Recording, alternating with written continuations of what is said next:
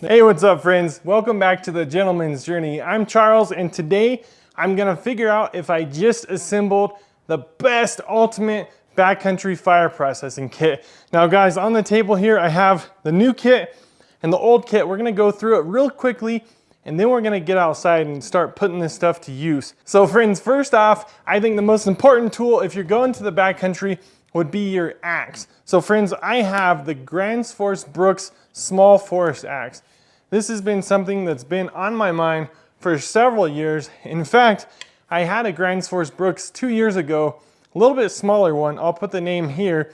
And I didn't want all my money tied up in something I didn't want, so I sent it back. But friends, here we are today, after a couple years, more research, finally got a couple coin in jingling around in my pocket so I could afford this guy. So a Swedish-made Gransfors Bruk's has a really nice palm swell on the back end of it, and something neat about them, they're gonna have the maker's mark, so you know the guy or gal who made this. Just an awesome company. I don't have to tell you guys that. If you're watching this video, you probably already know.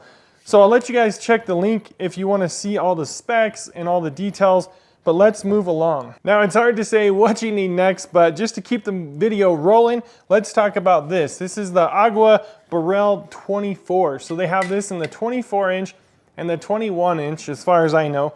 Another tool that's been on my mind for some time in my Amazon list, and I finally just put together the ultimate kit. So friends, let me know in the comment what your ultimate kit would be, but I think I found it today, friends.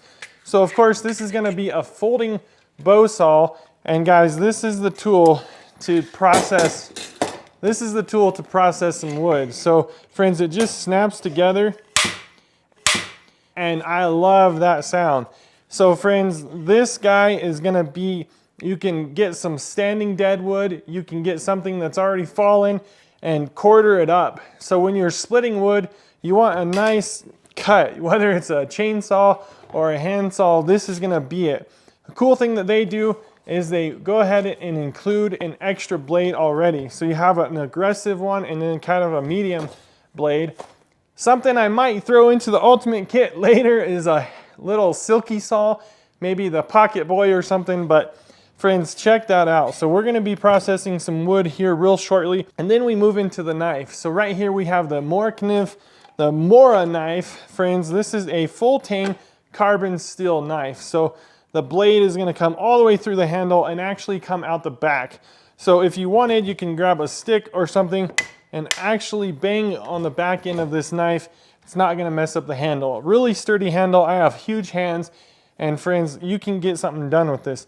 The reason I went with carbon steel, even though you're gonna have to keep an eye on it and make sure it doesn't rust, is with stainless steel, you're not throwing sparks.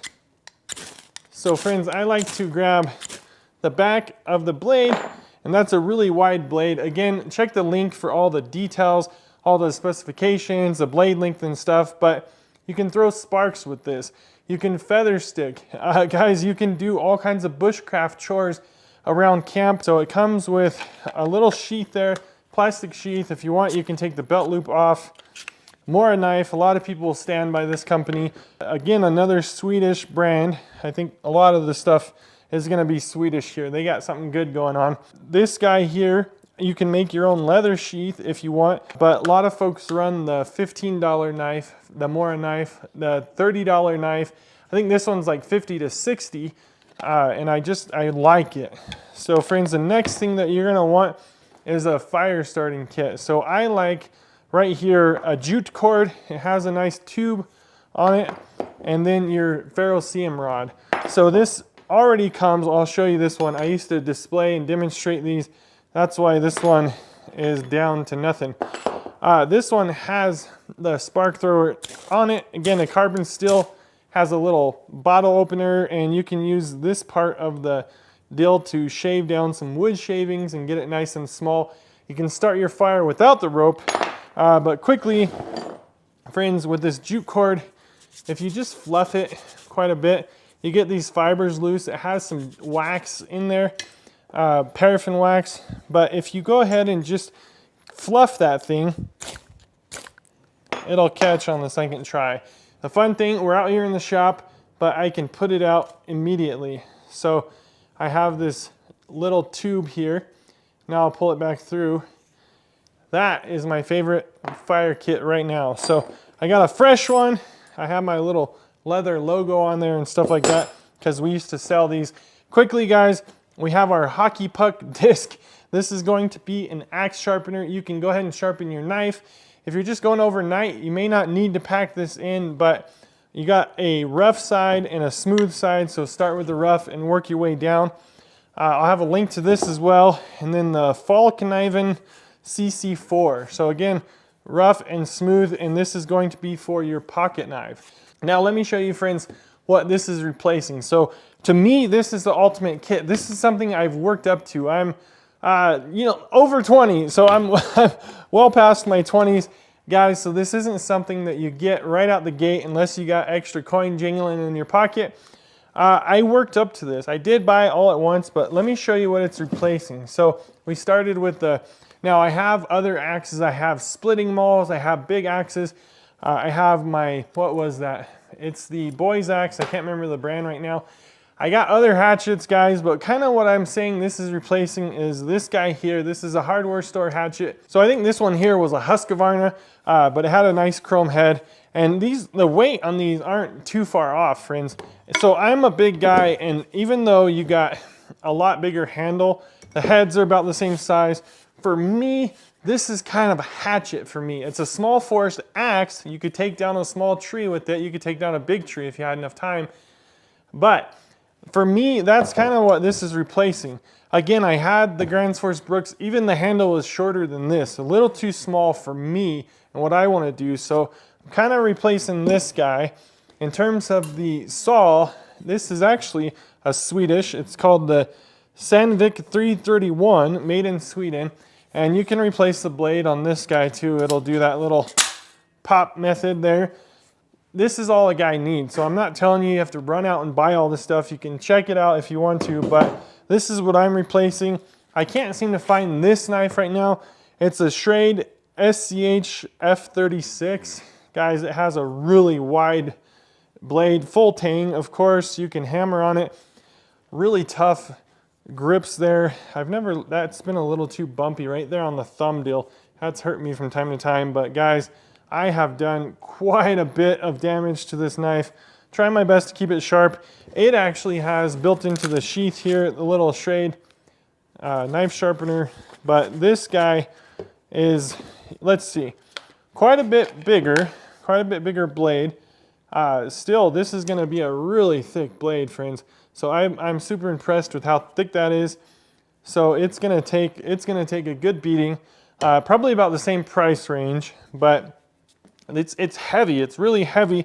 So it's maybe not your first bushcraft knife, if you will. A lot of the bushcraft knives are big, but you know, this is definitely considered a bushcraft knife. This Mora knife right here. So guys, we will have links to all this. I wanted to show you the new and the old, but really what I'm excited about is getting out of the shop. I got some trees that I think we can prune, and I'm getting ready to go hot tent camping. If you guys have watched back the video where I was setting it up, now we're going, so I want to take some wood with me. I don't think there's going to be wood necessarily where I have plans to go. We'll see if that one's open. So I'm taking all the wood with me, so I want to process it here at the house before we get up into the mountains. So guys, what do you say we get out of the shop and go process some wood? All right, friends, I found a branch that's going to go. So it's kind of this big guy behind those little branches that veers off that way. Let me go around the other side. It's not bad, it's not doing any harm, but we're looking for some firewood, and luckily we can come out here. I'll leave the bulk of it, but see this bottom one? We'll take him off and give this guy a little more strength because he's starting to bow. So we'll get him down and then we'll drag him out of there. Alrighty, made my way back here. Yeah, this will be great. This is a good one.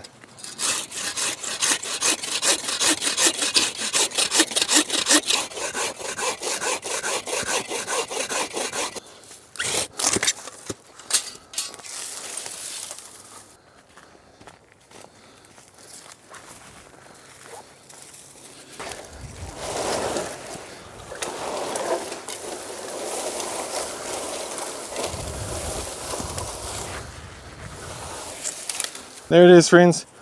The dogs are still puppies, so they're scared when that came down. Here we are back. You can kind of see where it was.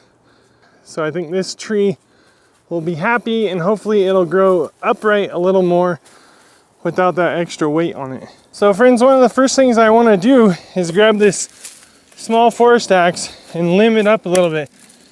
These are all going to be in the way.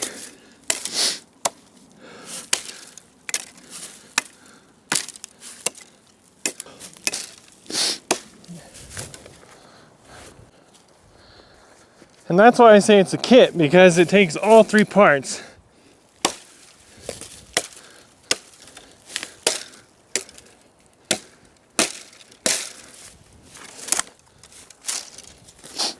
Before I get the AGAWA saw out, I'll show you what I like to do. I come through and keep these about eye level, because you want to be able to mow through here and don't want to poke my eye out. So sometimes we'll use a hatchet, sometimes we'll get out a little chainsaw. But now that I have this guy, if I keep him sharp, I think he's going to be the go. All right, friends, now for the fun part. So we're gonna use, the idea though, is that I'm getting all this wood ready for my hot tent. So I have a little example here, about a foot. The hot tent stove is about 13 inches. So we're gonna keep them about a foot.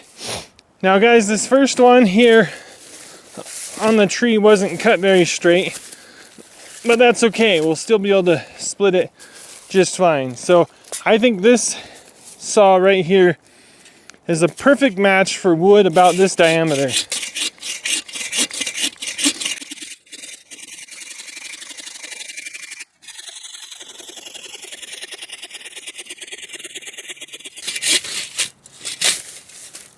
Now friends, this will just be for demonstration. This obviously just came off the tree. If this is all you had, you can make it work. Lucky for me, I have a whole pile of seasoned firewood that we're gonna be taking on the trip. See friends, we got old stuff over there. All this stuff can be burned. And a little stack here. Adding some green stuff to it. But I'm gonna be sizing it accordingly for that little stove. So you guys, you subscribe, follow along, and you'll see me burning this out in some hot tent down the road.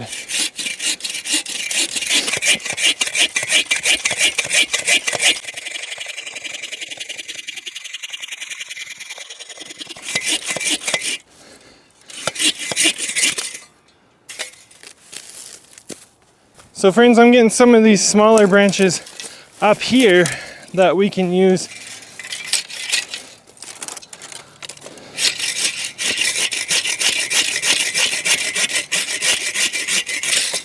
Something like this, I was saying, like the Pocket Boy or something small, I think would be really good for something like that.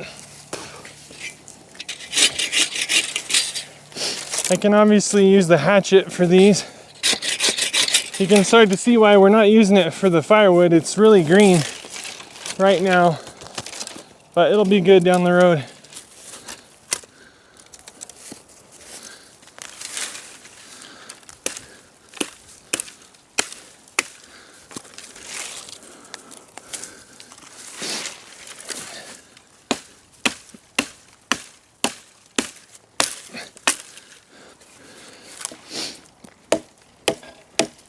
These ones here are just so small.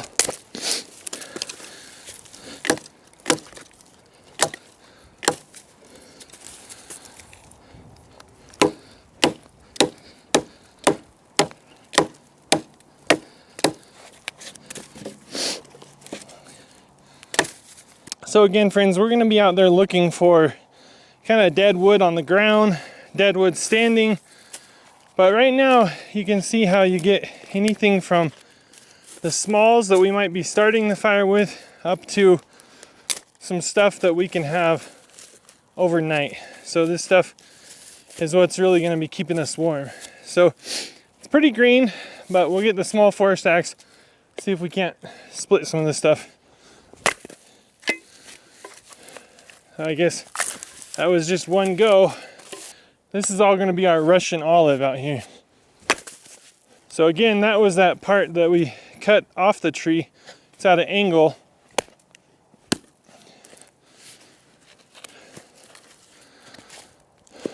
But we can, there we go. We can stand it up on the flat edge. That's why the saw is so important. If you're really processing a bunch of wood, you really like a good flat surface so it can stand up. Then you can split it all day long. All right, one last piece. Friends, this stuff is gonna be perfect for the fire once we get it going. So here, we can get out the Morakniv and we can go ahead and get some of this quite a bit smaller. So we're batoning right now and we're splitting this down to a workable size there. So we're just gonna, again, full tang blade. There we are. That is why we like this knife, friends. Right there, the batoning is gonna be my #1 reason for this knife. And then, let's see, you can get something smaller and start in on your, this is gonna be pretty hard to do a lot of good feather sticking because it's pretty wet right now. But if it was drier, we could do some feather sticking, maybe on this stuff here. Now that's moist, friends. We're getting good shavings off. Yep, this is moist. So we'll be seasoning that and it'll be good to go for the future. So friends, I got my work cut out for me here. I'm gonna be taking after this whole log and getting it ready for next season, but you can see why we're gonna have the Boreal 24.